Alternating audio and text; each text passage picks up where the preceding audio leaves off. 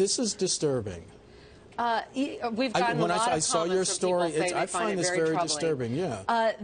A lot of patients feel that way, and let me explain to you a little bit what we're talking about, and it's kind of confusing, so stick with me. I promise it'll make sense. The goal of the pharmaceutical industry is that they want to know, when you see an ad, does that mean you go fill a prescription for that drug? Are those ads effective at all? That's the question they're trying to answer. And because if they find out they're effective on you, then they want to send you more. Then we say, this person, our ads work on them, let's send them more. This is someone we can influence. We have reeled them in. That's the goal. So this is how they do it. So they'll send out an ad campaign to, let's say, 100,000 people. If one of those people sees the ad, and then let's say Mark Crumpton goes to the pharmacy and says, okay, I'm going to get that heartburn medication. You go to the pharmacy, pick up the medication. A record is now created at the pharmacy that you got that medication with your name on it, and that's stored in the pharmacy's computer. That information then, all your identifiable information is stripped and sold to a data broker who now has an unidentified numerical code assigned to you, but they don't know it's you, but this code is in the computer of this data broker. On the other end, you have a Yahoo account. Yahoo knows a bunch of identifiable information about you, your name, your birth date, all that sort of thing. Yahoo goes through the same process of stripping that information out and giving you a unique code. Then, through a computer, through algorithms, they can match those two things up. They can match your prescription records, they can match your online accounts to say, this person at this Yahoo account saw an ad and went and filled a prescription, and let's send them more ads, let's target them. So no names are changed, but these unique identifiable codes are changed, and in a way that's even worse than names, because there might be a lot of Mark Crumptons out there, but there's only going to be one person with this unique code that they've now attached to your identity. Which companies are involved in this?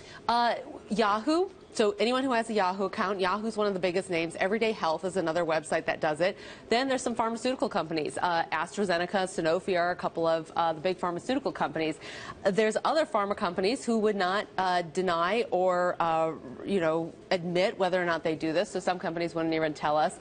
One company told us that they used to do this, GlaxoSmithKline, but then they found it, they thought, well, maybe this is a little on the borderline here. Maybe this is something we don't want to be actually doing, and they stopped doing it. Shannon, what are the benefits and what are the risks of drug makers and internet companies joining forces like this? Well, for drug makers, it's great for them. I mean, the marketing has become a lot more difficult for drug makers in the past. Before, there was the doctor that they could really directly market to and get to the patients that way. Doctors have been closing their doors to pharma reps, saying, we don't want to be associated with you, we don't want to look like we're being influenced by you. So they've kind of been cut off on the doctor end. The web is like this prime area of marketing that they haven't gotten into. So this is great for the pharmaceutical business. And the companies doing this can charge a lot of money, hundreds of thousands of dollars for ad campaigns that use this process we're talking about called matchbacks. So the internet provider wins, the pharmaceutical company wins. Now the patient, if you want these ads, if you want to know about all these drugs, that's great.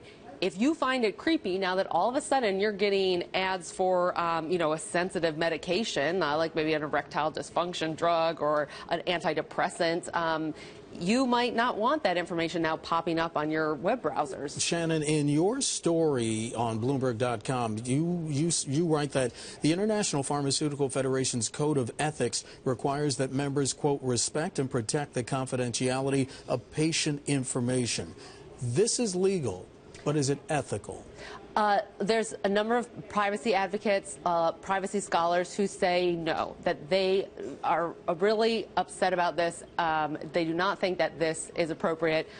They think at the minimum, it should be very clearly disclosed to people what's going on. And for example, in Yahoo's privacy policy, they do not spell out that this process goes on at all. And so at the minimum, people should be informed that this is happening. Okay, so then it would lead one to believe that there may be a legislative remedy to this, because obviously the loophole in the privacy law is cavernous, to say the least. Yes.